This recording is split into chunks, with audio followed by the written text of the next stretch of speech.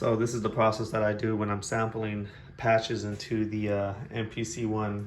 So here I have the EMU command station. Currently I'm working out of the Q-ROM, which is basically going to be the Halo from EMU, or the Ensoniq MR76. I think it's the same exact machine, but all right, what I have here is the it's a B3.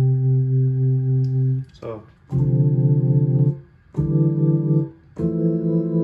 that's what's coming out of the machine itself. So what I do is I come over here to the MPC, I hit sample. Oops, sorry about that, guys. Let's go ahead and discard that and do it again. Okay, so I hit sample, and then I hit the note. That gives me enough. So the loop is in there. So here's pretty much what we got out of that. From what I understand is, once you turn off loop lock and you have your loop connected here, and say ending is here. So I'm basically just trying to find a little loop where this is where it's at. You hear it? That's basically the loop that's going to pretty much occur every time that you're holding down, you know, a note. So to cheat, you hit this button here, gives you this X fade, turn the knob, and now when you hit this button, all right, that's step number one. Then I come over here to the sample, rename it. This one's called B3 and 3B. So I'm just gonna call it B3. That's enough. And then I'm just gonna call it sample. Boom. So B3 sam. It's already looped, as you can see here. So all we gotta do now is come down here to program, come down here to key group.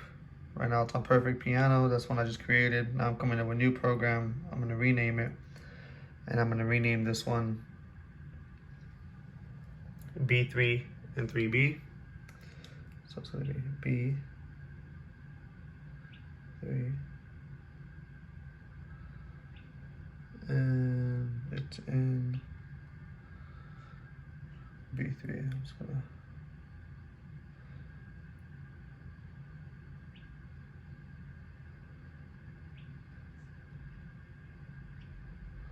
okay, that's it.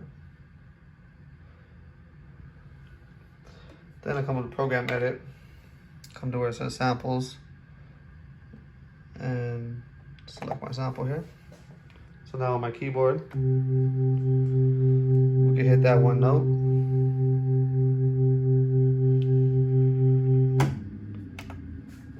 And now, let's go ahead.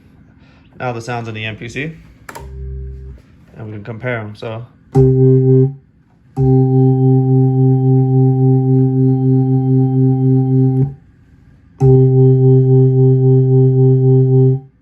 now we can.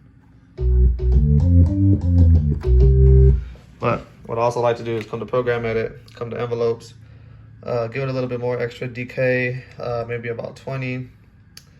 And then I like to grab the actual sample and bring it to about the 70s, so that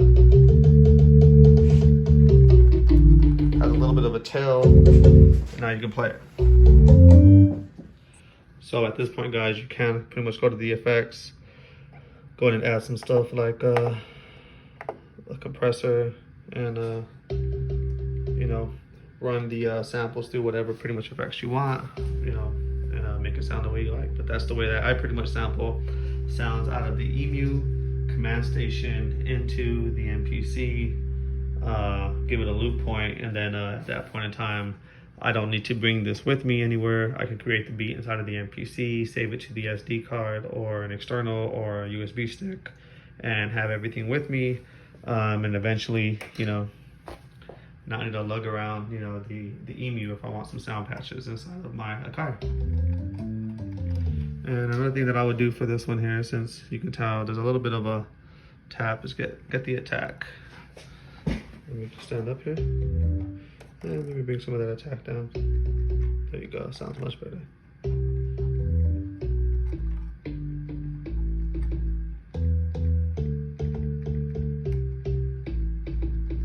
Then you can come over here to Porta Mod, pitch and bend, and bring that to 12. And then you can use the side-to-side jog wheel. And yeah, there you go, guys. So that's the easy way to go ahead and get some patches out of a standalone hardware, machine into another standalone hardware machine, and be able to save it into one unit and bring your beats with you anywhere you go. Thanks you guys for watching. You guys have a good one.